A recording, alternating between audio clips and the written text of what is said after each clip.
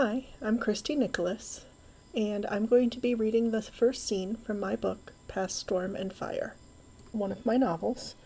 This is a timeslip romance set between Miami in 1992, the opening scene is during Hurricane Andrew, and 12th century Iceland. Chapter 1, August 24th, 1992, Miami, Florida. No window or door let in a breath of air, and Val grew entombed within a sarcophagus of sweaty doom. The central air conditioner kicked on with a whine, working overtime in the hot, humid August night. Carl entered with her glass of white wine. She smiled and gulped most of it down, savoring the sharp, cool liquid. The news just upgraded the hurricane to 150 miles an hour. Thanks, Carl. I really needed that update. We'll be okay, Val. It's not like we're on the coast or anything. She flashed him a brave smile. They sat silent for a long time, staring at the talking heads on the news wax poetic about the impending disaster. Val had considered evacuating, but leaving was like giving up. Besides, where would they go? Her father's house?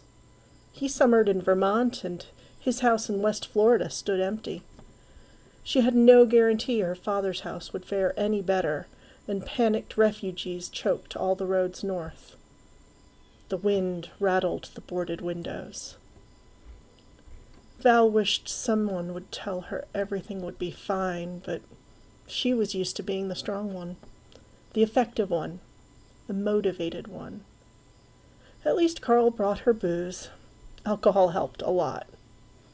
She resisted the temptation to crack the door open to look outside. The sky would be dark, and she wouldn't be able to see much. For now, they still had power. The weatherman's words became hypnotic, and Val drifted into a semi-dozing state from the constant drone of his voice. Her mind shaped the meteorological terms into exotic meanings, sentences that made a certain surreal sense. Puzzled, she jumped from half-understood statement to nonsense. She startled awake when the sound stopped, along with all the light and the hum from the air conditioning. Damn it! She stood, fumbling to find the small flashlight she'd kept by her chair. No, that's a pen. Where did this stupid thing go? Ah, found it. She gripped the heavy cylinder, fresh with 4 new batteries, and clicked the light on. Carl, are you awake? Neither of them had gone to bed, as they'd propped the mattress against the sliding glass doors. They both sat in their living room chairs. Carl lay reclined in his, snoring. Val decided to be kind and let him sleep. She made her way to the breaker room in the garage and flipped each off. She didn't want any fire starting when the power came on abruptly. The howling outside didn't sound like wind. Instead, a train rumbled next to her house. The walls rattled and shook, and suddenly Val wanted to be somewhere else, anywhere else. Any place but here, in this stifling place, waiting for Mother Nature to pluck this laughable cardboard box from its flimsy foundations and toss her into the air like a demented Dorothy. With a gulp to keep from crying, Val walked to the bathroom and glared at the bathtub, the most secure spot in the entire house. They'd filled the tub with water so they could flush the toilet if they lost power. Unless she wanted to strip down and take a bath, the tub wouldn't be a good hiding place. At least the bathroom had no windows. No place for the glass to shatter, covering her with 1,000 shards, creating a sucking vacuum and pulling her out into the fury. The white noise of the storm outside became a blanket, a shield between her gibbering soul and the pain which threatened to burst through. She sat on the bathroom floor and curled her arm around the pipes under the sink. They seemed secure and strong, and the comfort kept her tears at bay. She envied Carl his slumber and ignorant bliss. A crash made the house shudder, and she whimpered. Val hadn't been a religious person for many years. However, her Catholic childhood resurged through her fear, and she prayed under her breath. Hail, Holy Queen, Mother of Mercy, our life, our sweetness, and our hope. To thee do we cry, poor banished children of... Another crash heralded shattering glass somewhere. Had a window broken? They'd covered all the windows except the tiny ones in the back of the garage. They hadn't found enough wood, and the outside of the garage was stucco. To nail anything over that would have damaged the wall. If that window broke, not much would be damaged in the garage, unless the break let wind in and yank their house from its foundation. Val wished Carl would wake. She wanted him to hold her and tell her they'd be fine, but rousing him would be unfair. Let him sleep through the worst. Crash! Slam! Val cried unashamedly now. She gave up trying to identify the sounds or analyze what they meant. She only prayed over and over that they would survive this horrible storm. With a bizarre suddenness, the noise halted. The pressure still pounded in her head, but the wind ceased. The stillness and quiet became unnerving. Val kept waiting for something new to happen, but the stillness grew until the pressure became an oppressive weight upon her soul. The soundless air became a living thing, wrapping around her like a stifling wool blanket. The silence grew worse than the storm's din had been, more suffocating than she'd ever experienced before. She needed to escape, to be outside. Surely the eye of the storm had arrived. With a curse at her idiocy, she searched for the small transistor radio they'd bought and turned the dial until the crackling resolved into sound. The first station aired nothing but prayers. She moved the dial into the FM range and tuned to her favorite rock station, WSHE. They should be broadcasting news on every local frequency rather than music. After fiddling with the dial, past the ironic tunes of Rock You Like a Hurricane and Riding the Storm Out, what psychopathic DJs had chosen these? The somnolent tones of an older weatherman said something about pressure and storm surge, and she fine-tuned the dial until the signal came in clear. The eye just passed over Homestead Air Force Base. Homestead lay miles south of her. Could the eye be that large? The eye marked the greatest swath of destruction from a hurricane. The sudden increase of full-speed winds on the opposite side of the eye wall would be devastating, much worse than the gradual increase in wind speeds on the other side. If no wind blew outside, she must be in the eye. But how far from the edge? If she sat near the northern edge, the winds would return with ruinous speed at any time. As much as she needed to get a breath of fresh air, she didn't want to risk opening her sealed house to the danger of the monster storm. Instead of stewing about a decision she'd already made, she paced.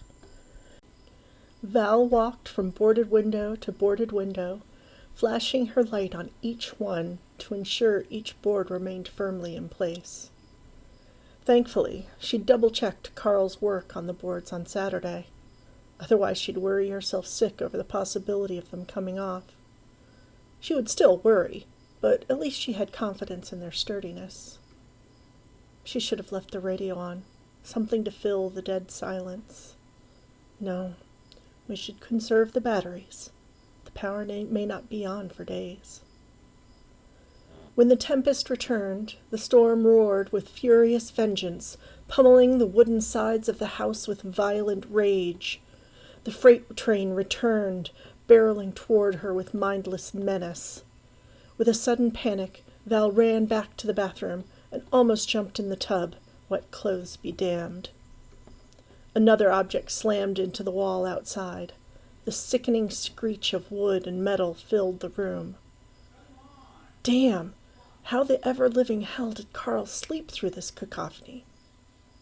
She'd best go wake him and bring him into the safer room. With great trepidation, she emerged from the small, dark room and found Carl still snoring in his lounge chair. Carl, wake up. We need to go to the bathroom." He didn't open his eyes, but mumbled, "What? What do you mean, we? I can go to the bathroom by myself. I don't need your help." She shook him again. "Wake up, Carl. The storm is getting worse. We have to move somewhere safer. Get up." Reluctantly, he grumbled and tumbled out of the lounger, not bothering to push the footrest down. He stumbled into the bathroom with her, and they sat on the cool tile floor. He squinted at the full tub. "You woke me for this?"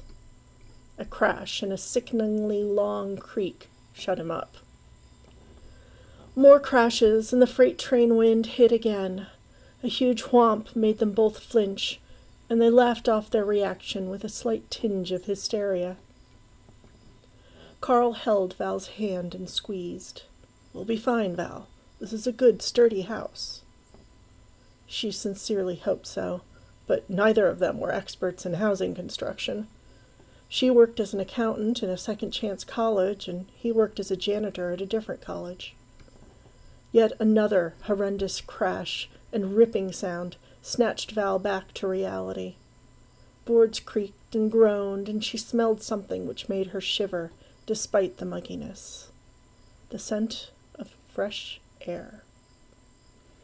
Somehow, somewhere, the airtight seal had been broken in their house. She held her breath, waiting for all to be blown away by the indiscriminate fury of the storm, away to some place in another world, like the wonderful land of Oz. With luck, she'd get dropped at Disney World, or better yet, Key West. They had plenty of parties and alcohol in Key West. She'd party her troubles away and forget stress from work, a destroyed house, and a marriage with more stress than love. The air increased, and she squeezed Carl's hand more tightly. Why hadn't they evacuated? They might have headed north to safety.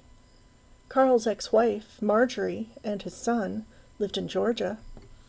Val detested the manipulative bitch, but better staying with them than dead by drowning or a house crashing on their heads. The wall of sound seemed to be moving away from them. She breathed a little easier. Hours later, she painfully uncramped herself from a sitting position. More time passed before she mustered enough courage to open the bathroom door and survey the damage. Before she did, she sent up a brief prayer of heartfelt thanks for their survival. They weren't out of the woods yet, but they hadn't been blown away either. The wind had died to an almost inaudible whine. Did she want to see the damage? Did she want to open that door and see everything she owned in tatters? Perhaps nothing more than a couple roof tiles cracked or the door from the garage broken open. She knew the window of the garage had broken earlier. With a deep breath, she put her hand on the bathroom doorknob and twisted. The door wouldn't open. With a grunt, she shoved her shoulder on the door. She gained an inch. Her panic rose. "Carl, I need help." Together, with several curses and yells, they pushed the bathroom door open about a foot and squeezed through the crack. The rain fell in the house. To be fair, the rain fell outside the house, too. But since she could see the clouds above, the difference seemed irrelevant. Val didn't know why the bit of ceiling remained over the bathroom. Possibly the braces attaching the tile walls stayed stronger than those to the wooden walls outside. She didn't know, and she didn't care. The wind still blew, but the rain had almost stopped as she turned in a slow circle. Ruin surrounded her. Val crossed herself. "Hail, Holy Queen, Mother of Mercy." As far as she could see, Nothing stood higher than her head, except for random wooden planks sticking up at rakish angles out of piles of trash. Her mind refused to grasp the swath of destruction. Nothing looked familiar. Her living room didn't exist. Instead, a pile of furniture, bright swatches of clothing, naked wood, roof shingles, leaves, and unidentified debris cut a swath around her and beyond. She glanced down and realized she stood in a pool of water, the strong breeze making it ripple slightly in the dim iron-gray light. Carl's recliner lay on its side, impaled by a large branch of wood. Val shuddered. A gust of wind almost pulled her off balance, and she grabbed Carl's arm. He stood, mesmerized by the complete transformation of everything they had known. "Where's the car, Val?" She glanced toward the driveway.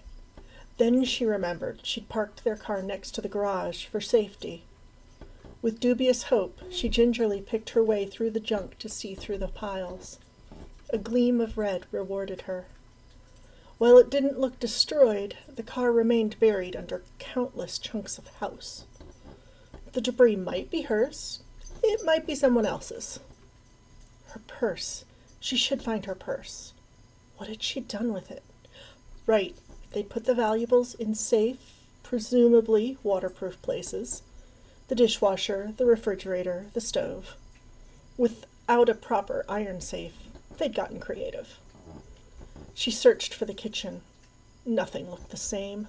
She had no frame of reference for the rooms. A pile of electronic spaghetti next to the recliner might have once been the television. There, that looked like the fridge, under that fabric. She'd never seen that pattern. The garment had been ripped in many places, but the old-fashioned flower print flashed bright in the dim light. She yanked it down and patted the fridge, thankful to find something where it should be. Next to the fridge stood the dishwasher, which she jerked open. She found her purse inside, safe and sound. Her wallet, social security card, passport, credit cards, car keys. All she needed to get by in modern life. If she'd been thinking more clearly, she would have kept her purse close. She handed Carl his own wallet and surveyed the area. She couldn't even see their bed. It should have been about 20 feet that way, under a pile of branches. "Carl, I think we should excavate the car. If we can get out of here, we should head north. There's no way we can sleep here tonight, so we need a hotel room." Carl looked at her dubiously, frowning and wrinkling up his eyes. He always did that when he thought hard. "What?" "I don't think we're driving out of here."